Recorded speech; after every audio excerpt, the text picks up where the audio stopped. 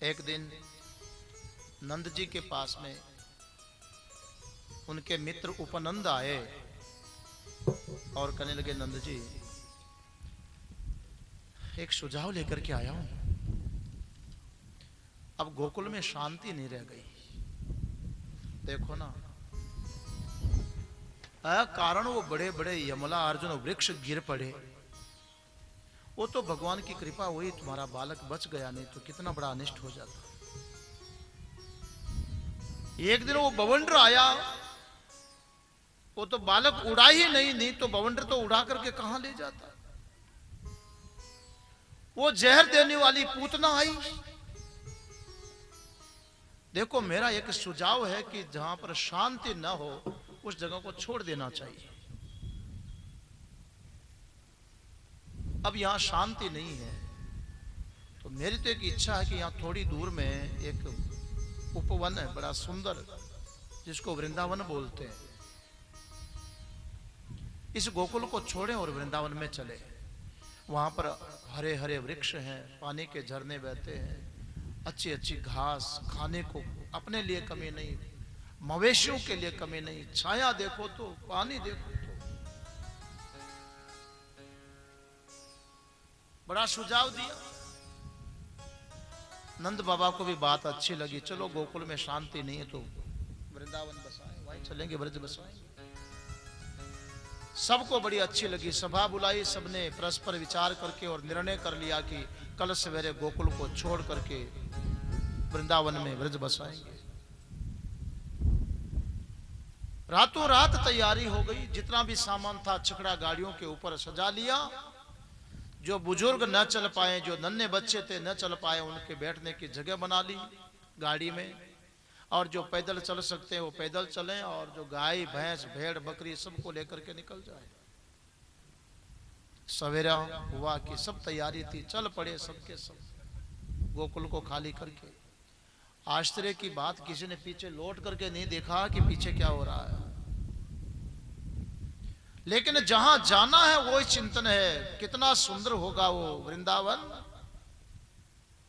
देखो, जिसको छोड़ना है उसको क्या याद करना। याद तो उसको करो जहां पर जाना है, जिसको पाना है। मनुष्य की यही बहुत बड़ी भूल होती है, जो निरंतर हमसे छूट रहा है, रात और दिन उसको याद कर रहे हैं, और जहां जाना है उसको भूले हुए हैं। ईमानदारी से बताना, रात और दिन किसकी फिक्र लगी है? पेट का सवाल है, परिवार का सवाल है। इसके लिए करना पड़ेगा, इसके लिए कमाना पड़ेगा। शरीर को मकान चाहिए, शरीर को वस्त्र चाहिए, शरीर को भोजन चाहिए, शरीर को सुविधा चाहिए। रात और दिन सारी जितने भी हमारा चिंतन है, हमारा जितना भी चिंतन है, सब शरीर और संसार के लिए कर रहे हैं, जो कि निरंतर छूट रहा है, निरंतर छूट रहा है। देखते देखते बचपना छूट गया, जवानी आई। पर जवानी किस दिन छूटी पता है? आचार्य जी, पता होगा आपको जरूर कि सिर के बाल सफेद कौन सी तारीख से शुरू हुए?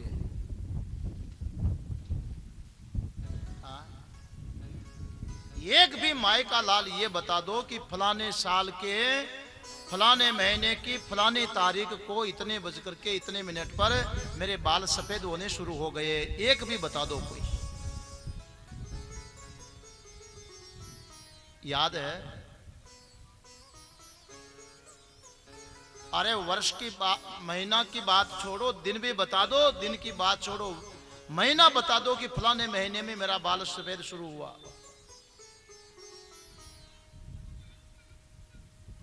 कैसे चले गए काले काले बाल और सफेदी कैसे आ गई? ऐसे ही पूरा जीवन जा रहा है, पानी की धारा की तरह।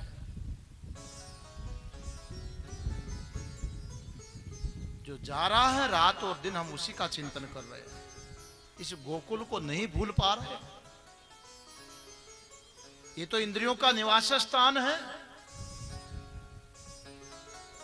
जिसको याद करना चाहिए उस वृंदावन को, जहां आनंद ही आनंद है, आनंद ही आनंद, उस परमात्मा को याद करना चाहिए। वो ब्रजवासी शरीर की परवाह नहीं करते, वो भगवान कृष्ण को याद कर रहे हैं, उस पवित्र भूमि को याद कर रहे हैं जो आनंद स्वरूपा है, जहां भक्ति रूपा है। चल पड़े।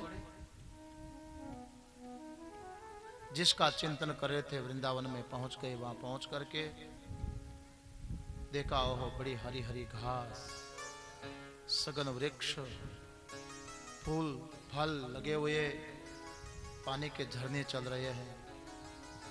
गायों को हरी हरी घास में चरने को छोड़ दिया। सबने अपने अपने आवासीय स्थल तैयार किए। ओहो इतना सुंदर वन।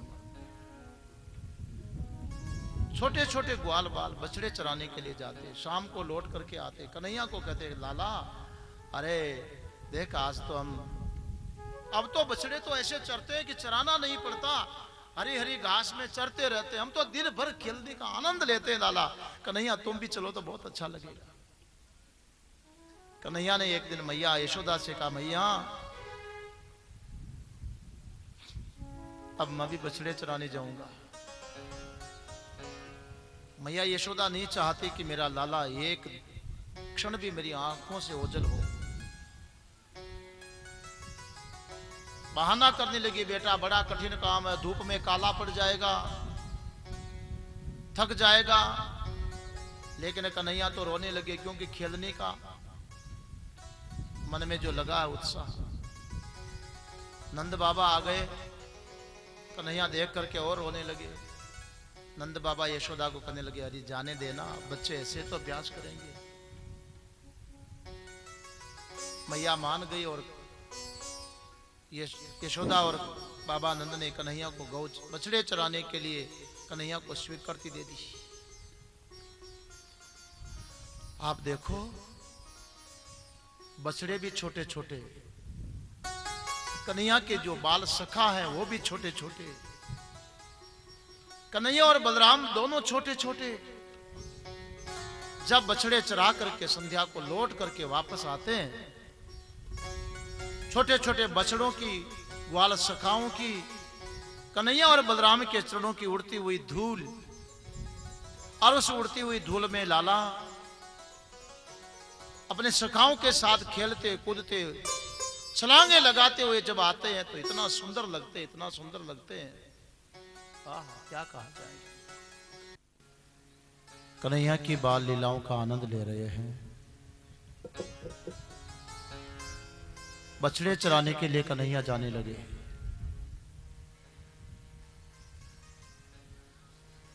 एक रोज बछड़े चरा करके संध्या के समय ब्रज में लौट रहे थे। आगे आगे कन्हैया, उनके सखागण, पीछे पीछे छोटे छोटे बछड़े आ रहे थे। अचानक बछड़ों के डकारने की आवाज आई। भयभीत होकर के बछड़े इधर उधर भागने लगे।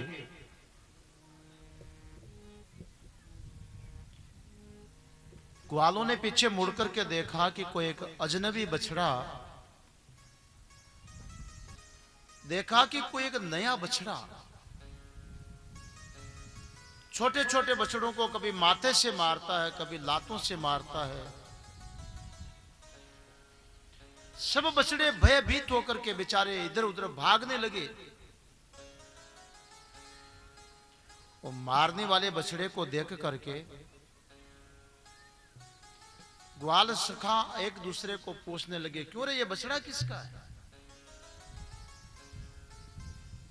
श्रीदामा ये तुम्हारा बछड़ा है। क्यों बलराम तुम्हारा? हमारा भी नहीं। अरे राम सुखा तेरा है? नहीं मेरा भी नहीं। कोई भी उस बछड़े का मालिक न बने। कन्हैया कहने लगे तुम्हारा किसी का नहीं है ना, तो मेरे काम का है। कन्हैया पीछे मुड़ करके बछड़ों के बीच में घुस गए और जो बछड़ा दूसरों को मार रहा था उसकी पूंछ पकड़ी और घुमा करके धड़ाम से वहीं पर खत्म कर दिया। अच्छा कन्हैया को गो हत्या का पाप लगा होगा कि नहीं?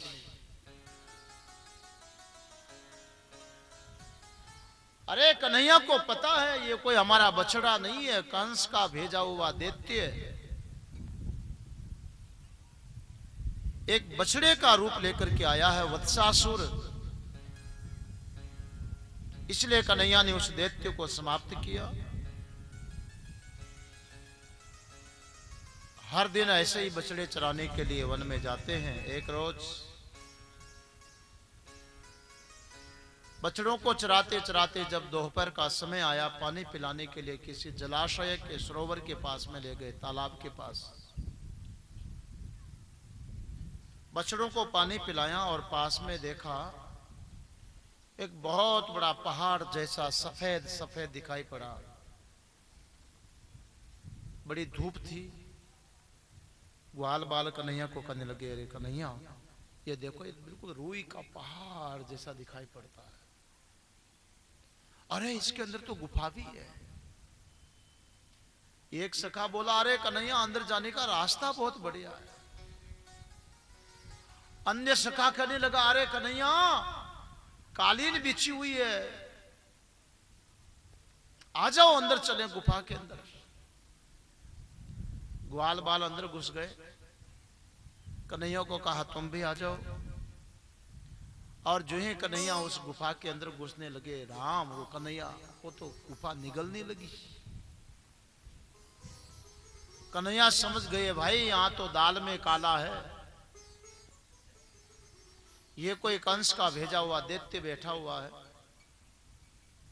सचमुच में बकासुर विशाल बगुले का रूप लेकर के बैठा हुआ। योजना थी कि चोंच में भर करके निकल जाऊंगा,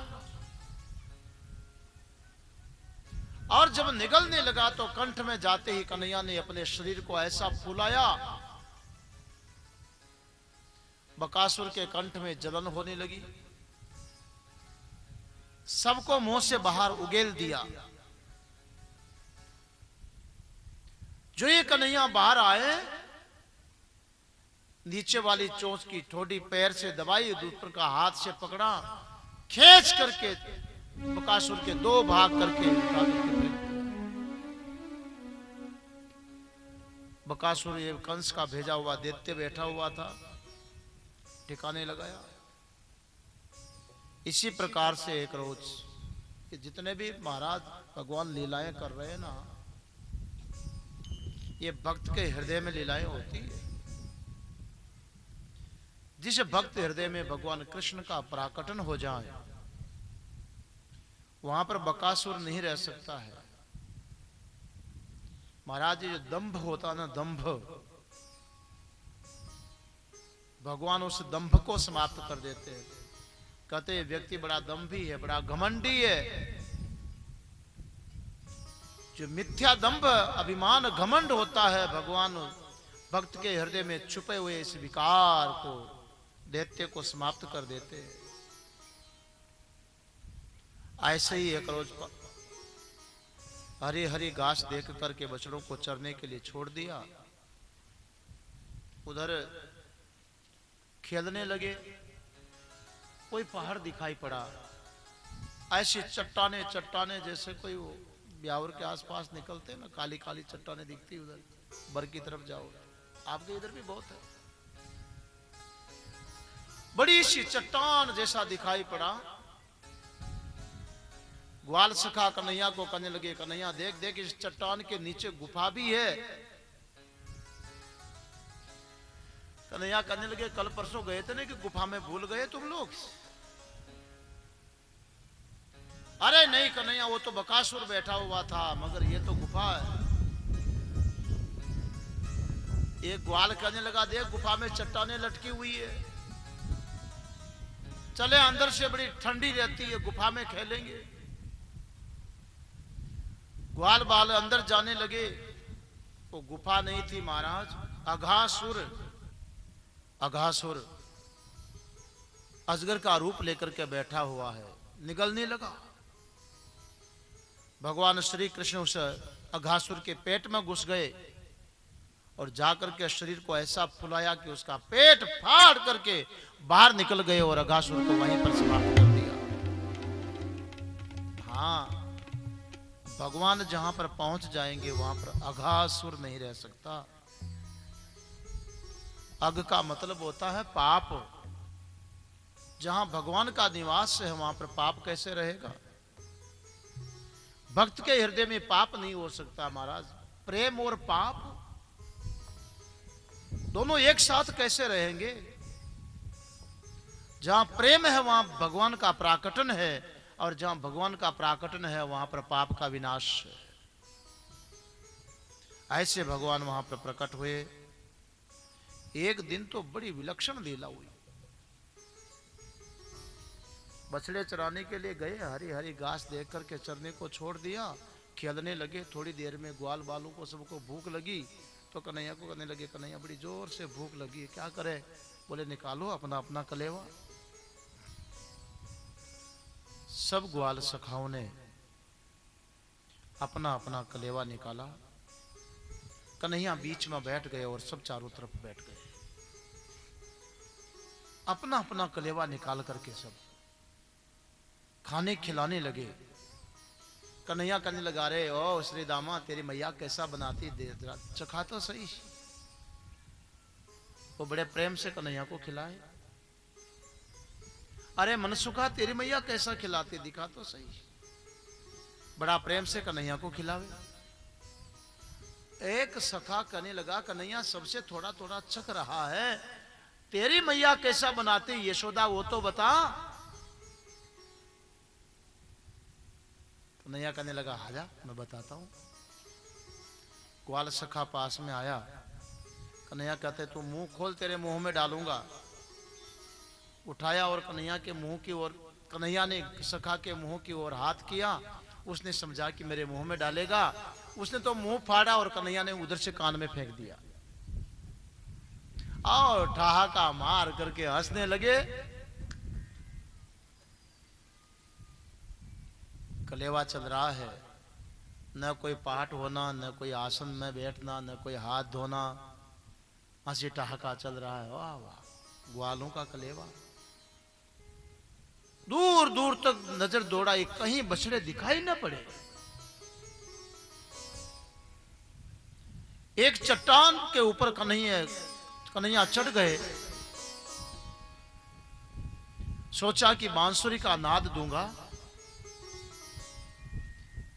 मेरी बांसुरी की धुन सुन करके जहां भी होंगे मेरे बछड़े सब के सब रंबाते हुए दौड़े आएंगे। कन्हैया ने बांसुरी बजाई। चारों ओर देखते गए,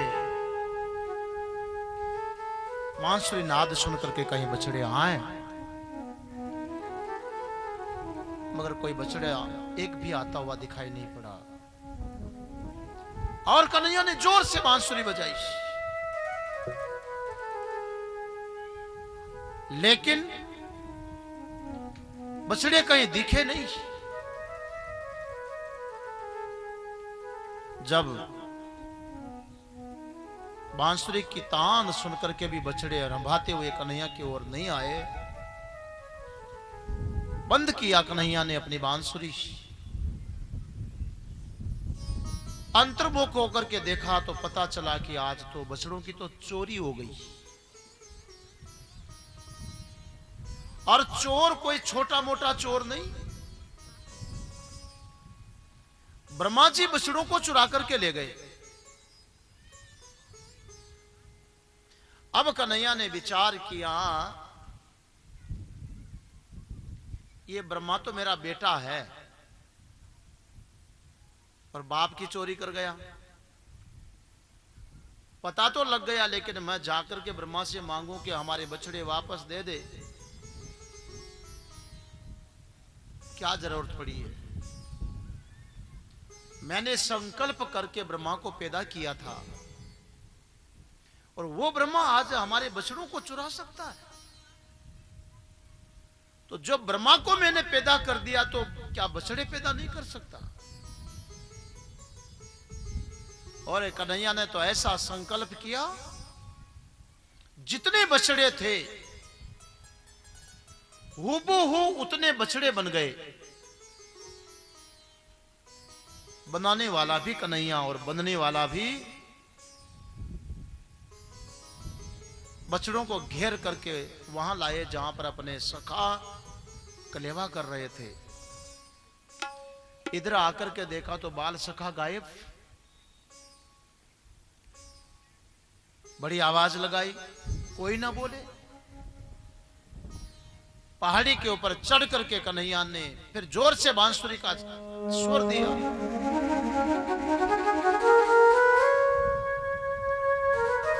देखा कहीं आते हुए दिखाई पड़े हमारे सखा, गए किधर? कहीं मुझे ढूंढने तो नहीं निकल पड़े। बड़ी बांसुरी की तान मारी, पर कहीं पर भी कोई ग्वाल सखा दिखाई नहीं पड़ा। कन्हैया ने ध्यान किया, समझ में आ गई, मैं तो बछड़े बनाने लग गया, इधर मेरे सखाओं को भी ब्रह्मा तो चुरा करके ले गया। चलो बछड़े बना लिए तो बच्चे भी बना दे। जितने ग्वाल बाल थे उतने ग्वाल बाल भी कन्हैया ने अपने संकल्प से ही बना दिए। और प्रतिदिन की भांति संध्या हुई और बछड़ों को लेकर के ग्वाल बाल ब्रज में लौट आए। ताजुब की बात तो यह थी कि किसी भी गाय ने नहीं पहचाना कि ये मेरा ओरिजिनल बछड़ा नहीं है, और न किसी गोपी को यह समझ में आया कि हमारा हकीकत जो बालक है वो नहीं है। सब काम ज्यों का त्यों चलता रहा। लगभग 1 वर्ष निकल गया। उधर जो चुरा करके ले गए ब्रह्मा जी सोचने लगे बड़ी भारी समस्या हो गई। उनका तो कुछ भी नहीं बिगड़ा, मेरे तो खर्चा बढ़ गया। छोड़ने में लाभ। 1 वर्ष के बाद लगभग ब्रह्मा की बुद्धि ठिकाने आई। जहां से बछड़े और ग्वाल चुराए थे उस जंगल में ले जाकर के वापस छोड़ दिए। आज कन्हैया जब अपने बनाए हुए बछड़ों और ग्वालों को लेकर के गए, हरी हरी घास में बछड़ों को छोड़ा, खेलने लगे। उधर गायें चल रही थी और रंबा रंबा करके उल्टी भागने लगी। तो कन्हैया ने सोचा कि हमारे बछड़े तो इधर चल रहे हैं और गायें उल्टी क्यों भाग रही, उधर विपरीत। हमेशा गाय अपने बछड़े की ओर आएगी भाग करके। कन्हैया ने देखा उधर भी बछड़े चल रहे हैं और ग्वाल खेल रहे हैं। समझ में आ गई कि ब्रह्मा का दिमाग ठिकाने आ गया। अपने बनाए हुए जितने भी ग्वाल बाल और बछड़े थे सबको वापस समेट लिया। सज्जनों, इस लीला के द्वारा भगवान कृष्ण ये कहना चाहते हैं कि जो सारी दुनिया है उस दुनिया को मैंने बनाया। पर पूछने वालों ने पूछ लिया कि कैसे बनाया। कन्हैया कहते हैं मैंने संकल्प करके बनाया, जैसे बछड़े और ग्वाल बाल बनाए। व्यक्ति अपने संकल्प से बना लेता है, बहुत कुछ बना लेता है। 2 पति पत्नी थे। आपकी बार ग्रीष्म काल की छुट्टियां लगेगी बच्चों को तो हरिद्वार जाएंगे, मगर उस समय भीड़ भाड़ बहुत रहती है, टिकट नहीं मिलेगी, इसलिए 3 महीने पहले रिजर्वेशन करवाएंगे।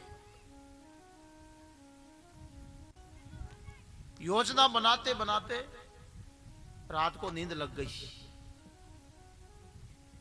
जो ही नींद लगी, अब योजना बनने लगी, अरे 3 महीना रह गया, आज टिकट हो जाएगी, नहीं तो फिर वेटिंग लिस्ट आएगी। रिजर्वेशन करवा लाया, घर आया, घरवाले को दिखाने लगा, देख टिकट बनवा के लाया हूं। घरवाले ने तारीख देखी तो आज की तारीख, वो शाम को तो ट्रेन है अजमेर से। अरे हाँ, जल्दी सामान जमा ले। सब सामान जमाए, चलो गाड़ी वापस कौन लाएगा, बस पकड़ो। बस पकड़ी, अजमेर के लिए गाड़ी पहुंच गई। बस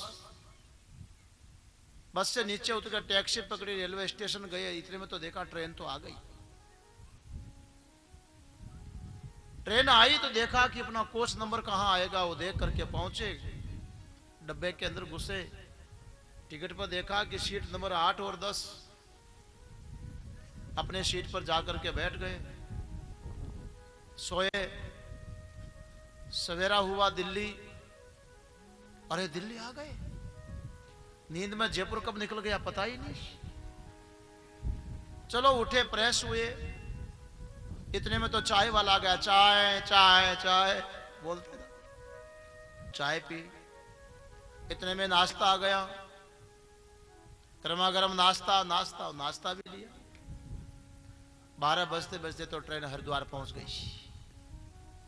और ट्रेन से नीचे उतरे, वो होटलों वाले छोकरे खड़े थे, होटल होटल होटल। उधर रिक्शा वाले अलग चिल्लाए, रिक्शा रिक्शा। एक रिक्शा पकड़ा, किसी होटल में कमरा बुक करवाया, चलो हर की पेड़ी नहाएंगे। कमरे में सामान रखा, हर की पेड़ी पर नहाने के लिए गए। नहा करके वापस आते समय सोचा चलो मोती बाजार से कुछ थोड़ा ले चले, कुछ खाने पीने की मनपसंद चीजें और कुछ वस्तुएं खरीदी। सोचा चलो आज विश्राम करो, कल 4 धाम की यात्रा चलना, ऋषिकेश चलेंगे। 2 दिन ऋषिकेश रहेंगे। 2 दिन ऋषिकेश में घूमे। इतने में देखा कि 4 धाम की यात्रा की बस जा रही है। बस में टिकट बनवा ली, बस में चढ़े। बद्री, केदार, गंगोत्री, जमुनोत्री, चारों धाम की यात्रा किया 10 दिन में। लौट करके वापस आए, बड़े थक चुके। हरिद्वार आकर के एक रात्रि और वहां विश्राम किया। इतने में देखते हैं कि आज वापसी की टिकट है। सवेरे सवेरे गंगा जी में स्नान किया, कुछ आसपास के दर्शन किए, मनसा देवी आदि के दर्शन कर लिए, चंडी देवी घूम आए, सप्त सरोवर देख आए। 5 बजे तो ट्रेन है, 5 बजे की ट्रेन का टाइम हो गया। फिर ट्रेन पर चढ़े, चले और देखा कि सवेरे होते होते तो गाड़ी अजमेर से, और अजमेर से टैक्सी पकड़ करके जल्दी चले भीलवाड़ा। 6 बजते बजते तो भीलवाड़ा आ गए और अपने मकान पर जाकर के वेल बजाई। भीतर से बच्चों ने खोलने के लिए वेल बजी। ट्रेन की जो आवाज आई, फिर और आवाज आई, ट्रेन की आवाज। नींद खुली, दरवाजा खोला, उठ करके तो दूध वाला घंटी बजा रहा था कि दूध ले लो, टाइम हो गया, 6 बज रहे। बात समझ में आई? बस बना ली, ट्रेन बना ली, दिल्ली बना लिया, हरिद्वार बना लिया, 4 धाम बना लिए, यात्राएं कर ली, गंगा जी नहा लिए, घूम करके वापस आ गए। और दूध वाला आया, तब तक तो 10-12 दिन की यात्रा करके आ गए। बोलो किससे बनाया जी? वो ट्रेन किससे बनाई? गंगा जी किससे बनाई? बड़े बड़े शहर किससे बनाए? संकल्प से बनाए। और गायब कहां हुए? संकल्प में ही गायब हो गए। जो ही आंख खुली, रात को बिस्तरों पर सोए थे और उठे तो बिस्तरों पर ही मिले। यही बात है सज्जनों, भगवान श्री कृष्ण का संकल्प है। अपने संकल्प से भगवान कृष्ण सारी दुनिया को बना लेते हैं।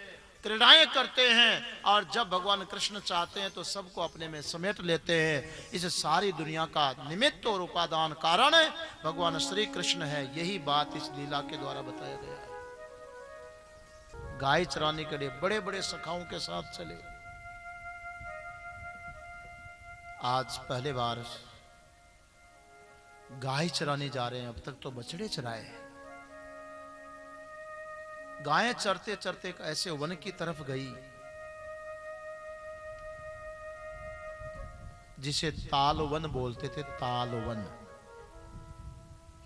ताड़ के बड़े बड़े बड़े वृक्ष थे। पुराने ग्वाल सखाओं ने कहा, अरे कन्हैया, ये जो बड़े बड़े वृक्ष दिख रहे हैं ना, ताड़ के वृक्ष, ताड़ के पेड़ देखे आप लोगों ने? बहुतों ने देखे होंगे। खजूर से भी लंबे होते। सघन वन। पुराने सखा कहने लगे, कन्हैया और बलराम, अपनी गायों को इस वन में मत जाने देना, तुम भी मत जाना। क्यों? अरे क्यों कन्हैया,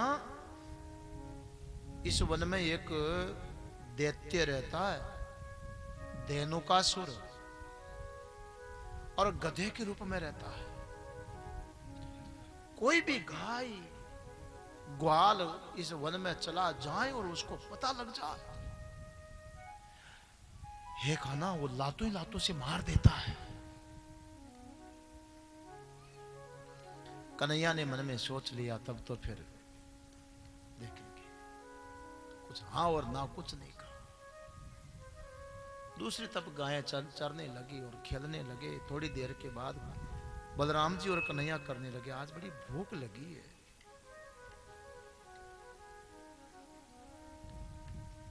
बलराम करने लगे, कन्हैया, ये ताड़ के जो फल पके हुए हैं, इनकी खुशबू से और भी भूख तेज हो गई। कन्हैया करने लगे, बलराम भैया तब चले, फिर फल खाएंगे। दोनों ही उस ताल वन में चले गए। ओ देखा, नीचे ताड़ के पेड़ों के नीचे पके हुए ताड़ी फल गिरे पड़े हैं, ढेर लगे हैं। अरे कोई उठा नहीं सके। वो धेनुकासुर एक भी फल न उठाने। कन्हैया कहने लगा, बलराम भैया फल तो बहुत पड़े हैं, लेकिन शेर तो मरे हुए को नहीं खाता, मार करके खाता है। हम तो गिरे हुए नहीं खाएंगे, तोड़ करके खाएंगे। कन्हैया कहने लगे, बलराम भैया, मैं इस ताड़ के एक पेड़ को पकड़ के हिलाऊंगा